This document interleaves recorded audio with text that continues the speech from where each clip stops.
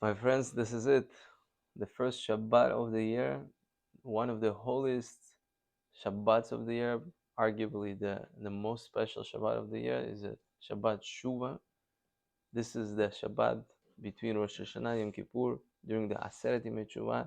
This is the Shabbat where we read the special Haftarah from Sefer Hosea, chapter 14. It starts with the words, Shuva Israel ad Hashem Elokecha. Return, the Jewish people, return to Hashem your God. Be close to Him. Ku imachem devarim. Take with you words. Hashem said, I don't need your gold. I don't need your silver. All I need is you to bring words. What words? Confess. Say you're sorry. Because sorry seems to be the hardest word. Sometimes to say sorry, a person really have to overcome himself and say, yes, I'm so sorry. I did it. I'm sorry. Instead of saying, what's wrong with that? A person has to say, I'm sorry. I did something wrong. I accept responsibility. I accept that was my fault. I accept the fact that I did something not appropriate. And sometimes it's very, very hard, but that's what Hashem wants. Hashem wants us to bring Him words, to bring Him an apology, to bring Him a confession, to be honest with ourselves and take responsibility.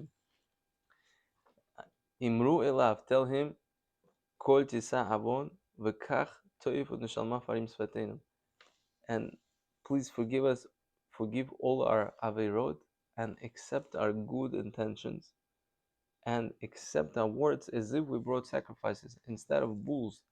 And this phrase actually serves as the foundation, serves as the base, that today the tefillah substitute the korban, and we should really try very, very hard to say the korbanot every morning, every afternoon before mincha, because the words have power. Rabotai, what's the process of tshuva? Tshuva is not an easy thing. It means changing ourselves, and it's easy to learn the entire Talmud and to change one quality, to change one difficult and unfortunate and unpleasant personal trait. It's very, very hard. I heard recently from Rabbi Ephraim Ilyaguev the following approach, that instead of changing everything, it just changed a little bit.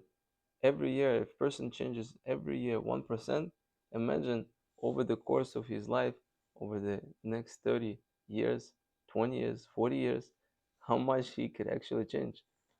And if we consider the principle of compounding, that each and every single change actually will trickle down and cause other things to change, because everything affects everything. I want to share with you a personal story. Many, many years ago, I remember I had very, very hard time getting up in the morning. I was struggling to make it to a minyan. Baruch Hashem, this is not my struggle anymore, but it used to be my struggle. And I know many, many people find it challenging waking up in the morning. And it got to a point that a few times I used to work in a city, a few times I overslept and I ended up davening on the train. I was going from Brooklyn to Manhattan. I woke up so late that I didn't even have a chance to pray at home.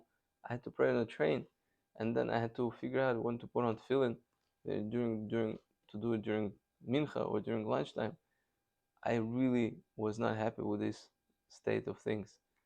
So there's one thing, I don't know how I came up with this idea, but it was a great idea. I spoke to a rabbi where I used to pray in the mornings.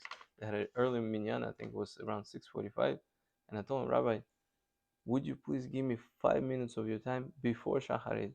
I want to have with you a chavruta. I want to learn with you. Let's learn Mishnah Brura. Let's learn Halachot. And he said, let me think about it. After a few days, he got back to me. He said, yes, let's do it. And this minor change in my schedule, this minor little commitment, 5 minutes a day, transformed everything. It transformed not only my mornings, but also my career, my relationship with my children, everything. Because now I was one of the first stand people in Minyan. I was learning Torah every day. All those 5 minutes were adding up. Actually, we were covering ground. It was great. I was learning halachot. Also, because I was there on time, I finished on time. Instead of going home, it didn't make sense for me to go home, so I would go straight to the office, and I would be one of the first people to come to the office. So it made me look very, very good in the eyes of my supervisor, in the eyes of my boss. So my career actually improved. And then because I was at work early, I was able to leave early and spend more time with my family. Just think about how one little change could trickle down and affect and impact everything. So Rabotai, instead of just making major, major, major changes, which is great if you're able to do it, go ahead.